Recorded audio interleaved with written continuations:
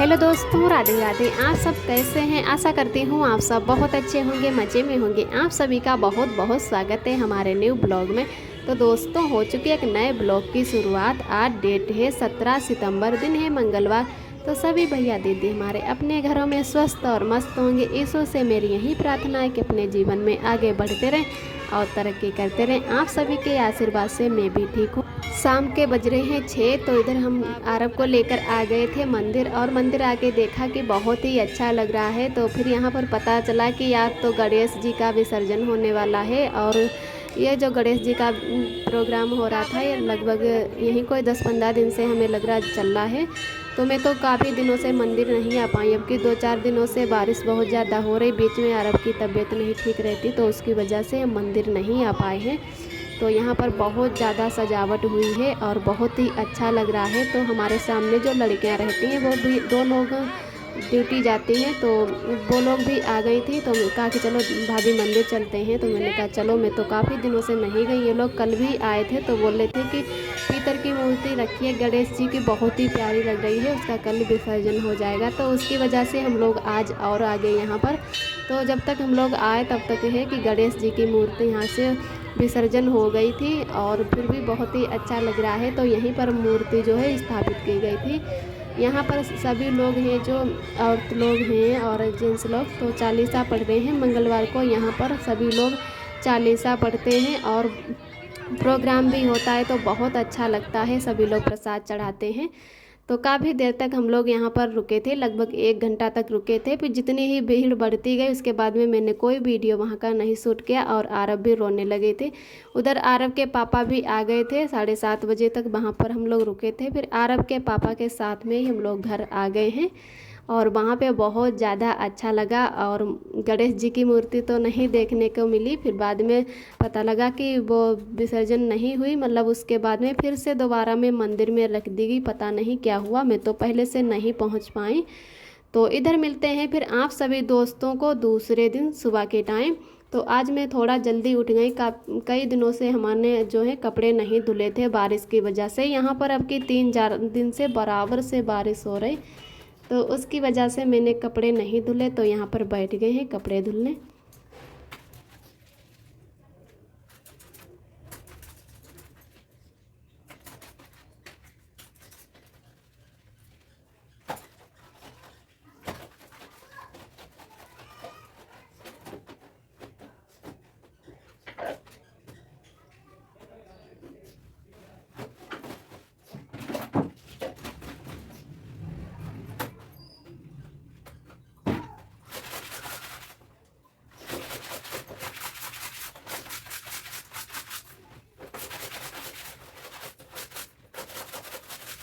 बहुत ज़्यादा अरब के पापा के भी कपड़े हो रहे थे। 4-5 जोड़ी हैं जो जीन्स और टी शर्ट। तो मैंने कहा चलो, आज धूप भी अच्छी निकल रही है और सारे कपड़े हैं जो धुल देते। और मेरे भी 2-3 जोड़ी थे कपड़े, तो बहुत कपड़े हो गए हैं। अभी खाना मैंने नहीं बनाया है, सुबह बस झाड़ू पोंछा करने के बाद में और कपड़े भिगो दिए। फिर उसके बाद में हम आ गए हैं कपड़े ही धुलने। तो जल्दी से कपड़े धुल देते हैं। अभी आरब के पापा सभी लोग सो रहे हैं, और कपड़े धुलने के बाद में हम नहा लेंगे, उसके बाद में ही खाना बनाएंगे। तो इसी की वजह से मैं 5:30 बजे ही उठ गई, क्योंकि ज़्यादा कपड़े धुलने हैं। आरब के पापा ड्यूटी चले जाएंगे, फिर हमें कपड़े धुलने में बहुत ज़्यादा दिक्कत होगी, क्योंकि आरब नहीं खेलेंगे अकेले और बाथरूम में ही बार बार आएंगे। तो उसकी वजह से हम पहले ही कपड़े धुल लेते हैं। जब तक ये ड्यूटी नहीं जाएंगे तब तक हम दोनों लोग ऊपर भी डाल के आएंगे कपड़े। और भी कुछ कपड़े हैं जो गद्दा अद्दा, वो भी डाल के आएंगे।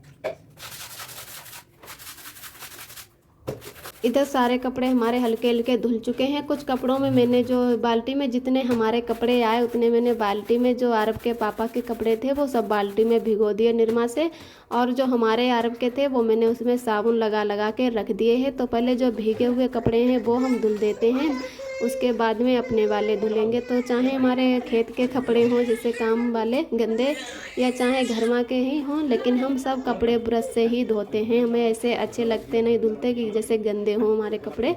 तो सारे कपड़े हैं जो ब्रश से ही हम धुलते हैं। तो बहुत ज़्यादा कपड़े हो रखे हैं आज हमारे, बिल्कुल मैं पसीना से भीग गई हूँ और बहुत मेहनत पड़ी है कपड़े धुलने में। तो काफ़ी टाइम लग गया, लगभग हमें बाथरूम में 1-1.5 घंटा होने जा रहा है। तो सारे कपड़े इधर धुल चुके हैं। अब जल्दी से अच्छे पानी से धुल लेते हैं और फिर से इन्हें बाल्टी में भर के और ऊपर डाल आएंगे पहले सूखने के लिए, उसके बाद में ही हम नहाएंगे। तो आरब के पापा इधर उठ चुके हैं और देखते हैं बाहर निकल के, तो बोले कि मौसम तो अब ख़राब हो रहा है, ऐसा लग रहा है कि बारिश हो जाएगी, और धूप है वो भी चली गई। तो मैंने कहा अब तो हमारे जो कपड़े थे वो भी हमने सब भिगो दिए। अब चाहे धूप निकले या बारिश हो, अब तो उनको सुखाना ही कैसे पड़ेगा। यहीं टांग देंगे बाथरूम में, पानी नचुड़ जाएगा, धीरे से सूख भी जाएंगे।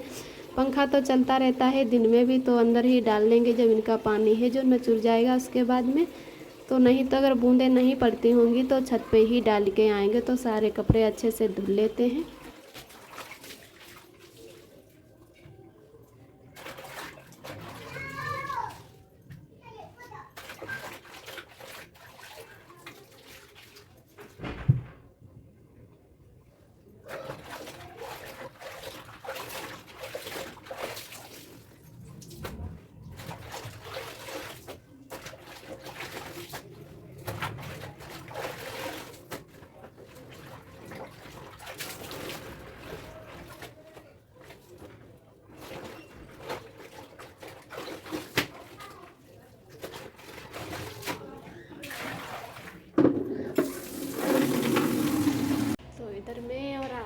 इधर हमारे कपड़े धुल चुके हैं और आरब भी जाग गए हैं। तो आरब को लेकर हम आ गए हैं छत पे, आरब के पापा भी आ रहे हैं।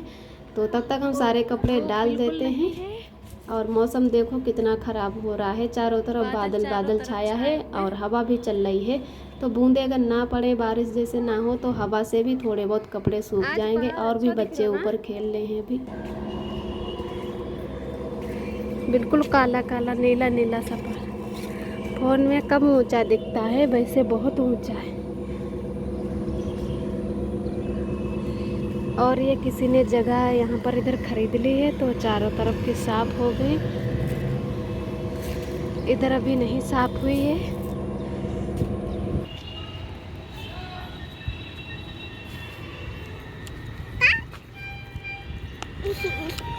क्या वो तुम्हारा थोड़ी ना है।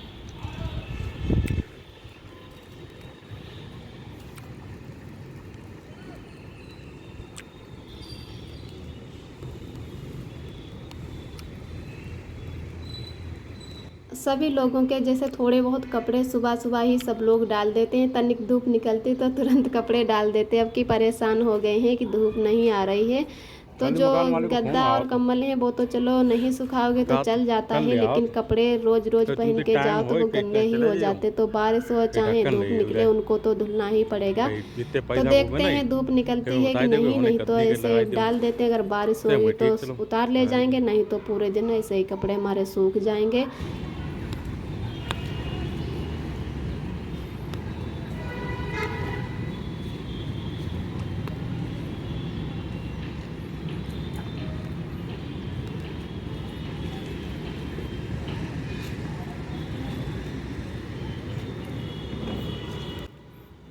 इधर हमारे सारे कपड़े पड़ चुके हैं। जो गरुए कपड़े हैं जैसे जींस, उनमें चिमटी नहीं लगाएंगे। जो हल्के हल्के हमारे कपड़े हैं उनमें सब में चिमटी लगा देंगे, क्योंकि कभी कभी हवा तेज़ चलने लगती है। वैसे चारों तरफ रेली है, कपड़े नहीं बाहर जाएंगे, फिर भी डर लगा रहता है कि नीचे गिर जाएंगे तो बारिश में भीग भी जाएंगे, गंदे हो जाएंगे। तो उसकी वजह से जितनी हमारे पास चिमटी हैं तो हम वो सारी चिमटी हल्के हल्के कपड़ों में लगा देंगे। जो वजनदार कपड़े हैं उनमें नहीं लगाएंगे। उसके बाद में हम कपड़े डाल के आ गए थे नीचे और हल्की हल्की बूंदें भी पड़ रही थी। तो इधर हम बनाते हैं यार राजमा की सब्ज़ी। शाम को ही मैंने राजमा भिगो दिया था। कुछ सब्ज़ी नहीं बनाने को थी, तो मैंने कहा चलो सुबह यहीं बना लेते हैं, और कुछ बनाने को नहीं है। काफ़ी दिनों का जो है राजमा हमारा रखा था, और इस टाइम जैसे बारिश का मौसम हो रहा है तो उसमें है कि ज़्यादा दिन की कोई दाल हो या जैसे कुछ भी हो तो उसमें कीड़े पड़ने लगते हैं, सूंडी।